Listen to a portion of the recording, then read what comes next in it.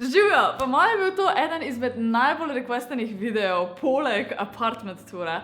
Tako da dajmo iti lepo po vrsti enega za drugim, pa najprej večerno rutino pogledati, pa bomo pol videli, kako naprej. Moja večerna rutina se začne približno tam nekje okoli 6-7, ko se odločam, da imam dovolj ekranov, da ne moram več v ekrane gledati, da imam dovolj dela in s fantom lepo zapreva računalnike in greva na en sprehod.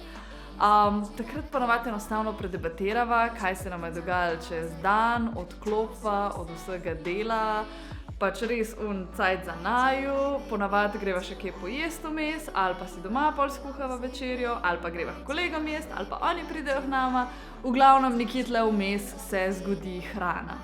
Ko smo se fajn nadihali svežega zraka in pustili vse probleme delovnega dne za sabo, prideva lepo nazaj domov in je čas za tuširanje in čiščenje kože. Evo, čistilni gel za obraz imam kar v tuš kabini, tako da si jaz pot lahko še z istim gelom očistam dekolte pa hrbet. Sploh za hrbet mi je ful fino, zaradi tega, ker se mi včasih ful mozolji gor delajo in jih ful lepo očist. Pa še fanci ga včasih sposod, ampak res samo včasih. Trenutno mi najbolj ustreza Eucerinov Dermopure čistilni gel, še posebej dobro učinkuje za mozolje, pa tudi takrat, ko jih nimam, vzdržuje mojo kožo lepo čisto in lepo.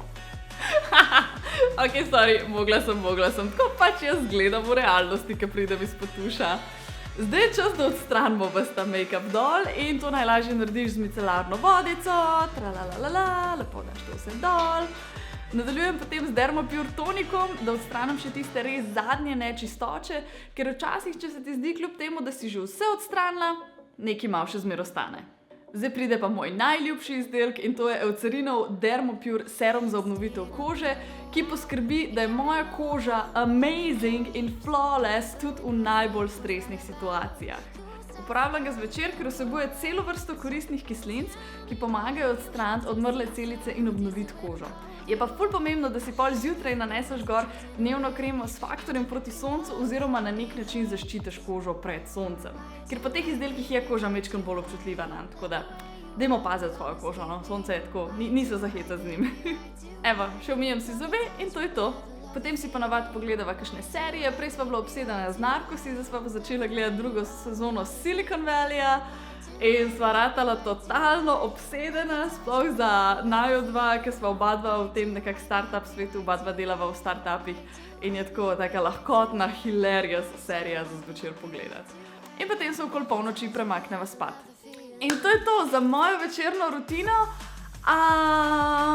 Napišite mi v komentarje, kaj vi ponavadi delate zvečer. Jaz se res probam izogibati pretiranega klikanja po social media, zato ker pol grejo pač lahko 3 ure mem in sploh ne vem, kdaj so šle 3 ure mem, medtem ko bi lahko naredila mogoče kaj bolj produktivnega. Tako da se probam izogibati ekranov zvečer, potem ko zaključim z delom. Zapišite mi v komentarje, kaj vi počnete zvečer, ker me zanima, če je kakšna taka posebnost. Pa se vidimo kmalu. Ciao!